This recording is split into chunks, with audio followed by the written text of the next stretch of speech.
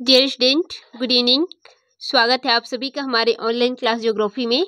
आज का हमारा अध्ययन टॉपिक है जनसंख्या का विश्व वितरण। तो चलिए आज की क्लास स्टार्ट करते हैं। सबसे पहले हम अध्ययन करेंगे इंट्रोडक्शन, इसके बाद अध्ययन करेंगे जनसंख्या का विश्व वितरण। तो आप सभी को पता है कि वर्तमान में जो विश्व की जनसंख्या है वो 2022-23 के आंकड़े के अनुसार 8 अरब हो गया है और 2014 के आंकड़े के अनुसार लगभग 7 अरब 28 करोड़ के आसपास थी। और विश्व की जो 60% जनसंख्या है वो केवल स्थल भाग के 5% में, यानी कि ये आपका स्थल भाग है, इसके सिर्फ 5% में 60% जनसंख्या और बाकी के स्थल भाग में 40% जनसंख्या निवास करते हैं। और सबसे अधिक जनसंख्या जो है वो है एशिया महाद्वीप पे, सेकेंड में है अफ्रीका। तो विश्व का जो जनसंख्या वितरण है उसका अध्ययन कर लेते हैं।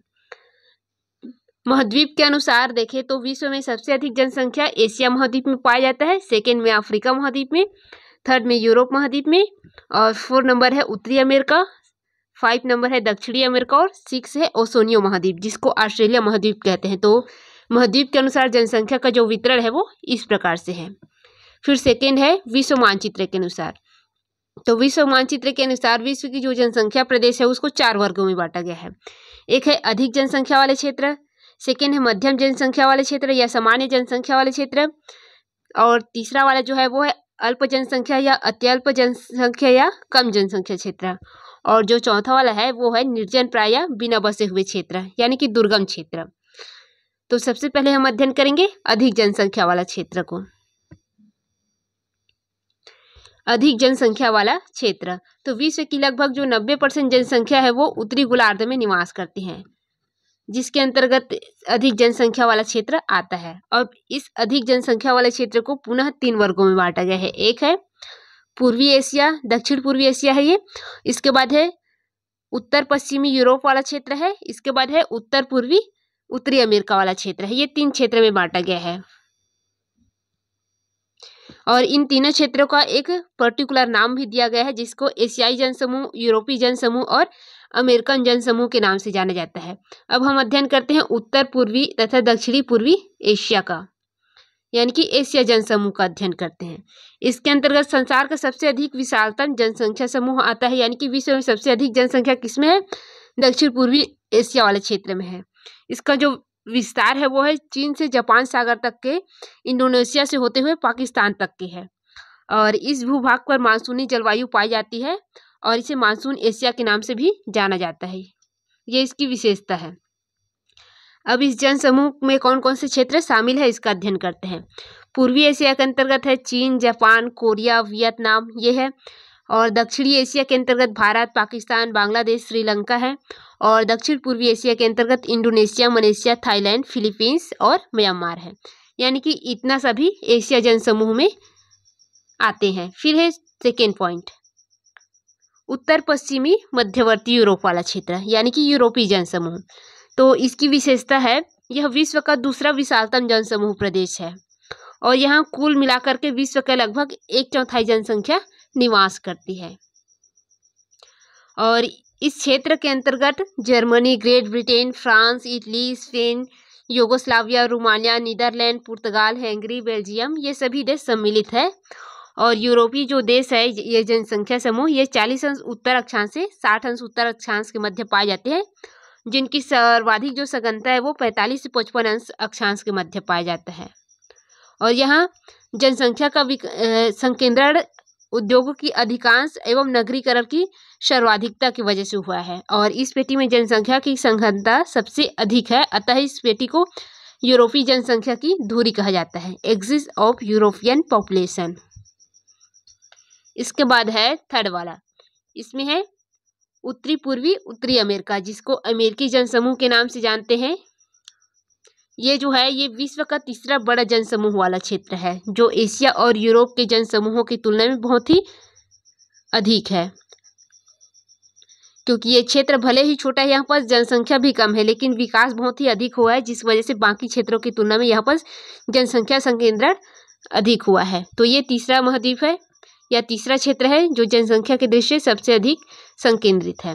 इसके अंतर्गत संयुक्त राज्य अमेरिका का उत्तरी पूर्वी भाग आता है और कनाडा का पूर्वी तटीय क्षेत्र जो है सम्मिलित है और इसे अमेरिकी जनसमूह के नाम से जानते हैं।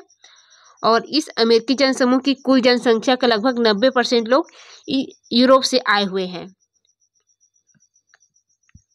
और ये इसको नई दुनिया के नाम से भी जानते हैं। 18वीं शताब्दी में ये जो यूरोप के लोग हैं, किंगडम के लोग हैं, ब्रिटेन के हैं, Ireland, France, Italy, Australia, Hungary, ये सभी देशों के जो लोग थे वो बहुत ही भारी मात्रा में इस क्षेत्र में, जो अमेरिका का, उत्तरी अमेरिका का जो पूर्वी तट क्षेत्र है, उस क्षेत्र में पलायन किए थे, यानी कि स्थानांतरण किए थे, जिसकी वजह से यहाँ पर जनसंख्या का भंडारण अभी वर्तमान में अधिक है। और उनके जो स्थानांतरण का कारण था वो था खनिज संपदा। यहाँ पर विशाल खनिज संपदा का भंडार है, जिसकी वजह से वो लोग यहाँ पर केंद्रित हुए हैं।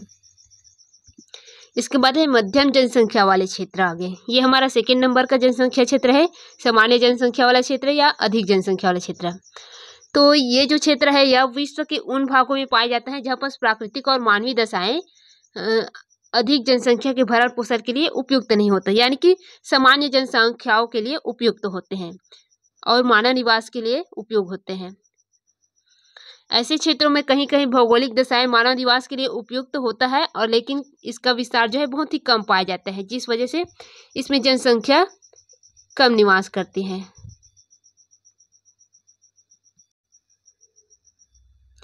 इसके अंतर्गत जो क्षेत्र है वो इस प्रकार से है, जिसमें एशिया फर्स्ट क्षेत्र है। एशिया के अंतर्गत मध्यम जनसंख्या वाले क्षेत्र कौन कौन से हैं? इसमें है टर्की, इजराइल, जॉर्डन और लेबनान। फिर है उत्तरी अमेरिका, इसके अंतर्गत जो है मध्यम पूर्वी भाग वाला जो मुख्य कृषि प्रदेश है, जिसमें गेहूं, मक्का, कपास बोए जाते हैं, जिसमें यूएसए, कनाडा, मेक्सिको का पश्चिमी द्वीप समूह, ये सभी क्षेत्र इसके अंतर्गत आता है। फिर है दक्षिणी अमेरिका का क्षेत्र, इसके अंतर्गत पूर्वी तथा पश्चिमी समुद्र तटीय भाग, Brazil, Argentina, Uruguay, Venezuela, Colombia, Peru, Chile, ये सभी भाग आते हैं। फिर है दक्षिण अफ्रीका, अफ्रीका है। अफ्रीका में जो नील नदी घाटी है, उत्तरी पश्चिमी अफ्रीका है, जिसमें मोरक्को, अल्जीरिया, दक्षिण अफ्रीका, पश्चिम अफ्रीका, गिनी और नाइजीरिया, ये सभी इसके अंतर्गत शामिल है।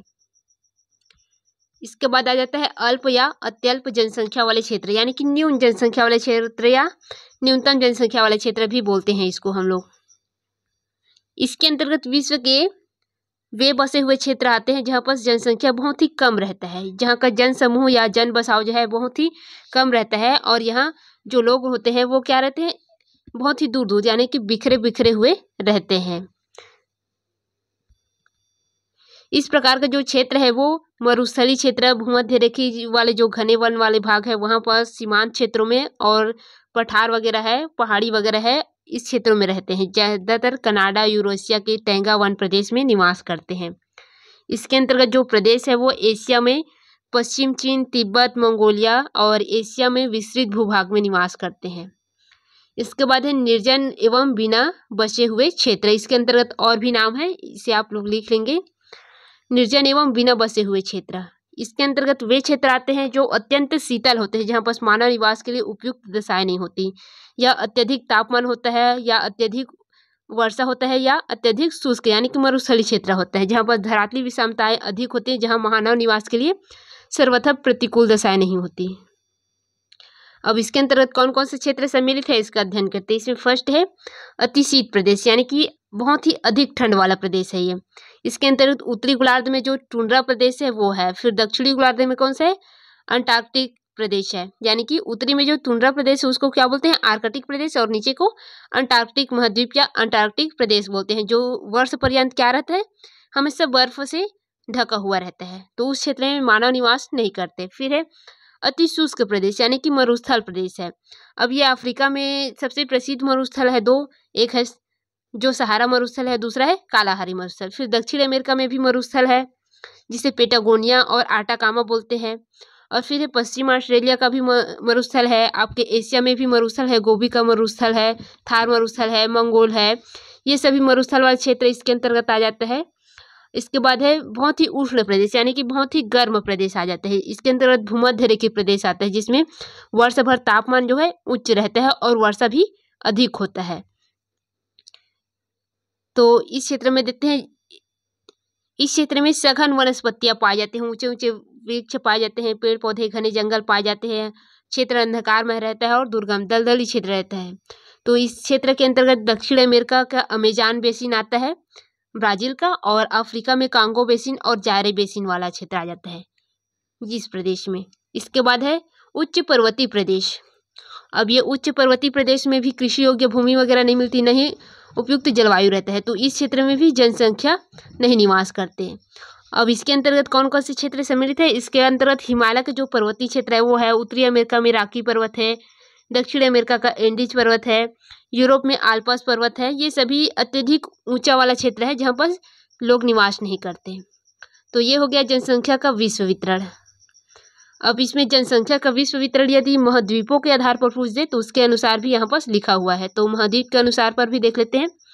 महाद्वीप के अनुसार जनसंख्या का विश्व वितरण, तो एशिया महाद्वीप में जनसंख्या का विश्व वितरण का अध्ययन करते हैं।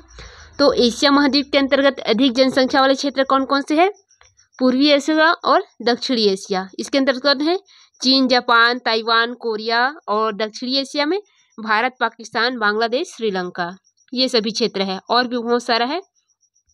फिर ये मध्यम जनसंख्या वाले क्षेत्र एशिया महाद्वीप में कौन कौन से है? तो पश्चिमी एशिया के अंतर्गत टर्की, इजराइल, जॉर्डन है, और बहुत सारे देश है, उसका भी नाम लिख दीजिए। और फिर है दक्षिण पूर्वी एशिया के अंतर्गत Myanmar, Burma, Thailand, Malaysia, Indonesia, ये सभी आते हैं। फिर है अल्प जनसंख्या वाला क्षेत्र एशिया का, तो इसके अंतर्गत है दक्षिण पश्चिम एशिया, और मध्य एशिया के अंतर्गत जो शुष्क प्रदेश है, मंगोल वगैरह, ये वाला क्षेत्र इसमें आ जाता है। फिर है यूरोप का क्षेत्र, तो यूरोप में जनसंख्या का वितरण किस प्रकार से इसका अध्ययन करते हैं। यूरोप में अत्यधिक जनसंख्या वाला क्षेत्र कौन है?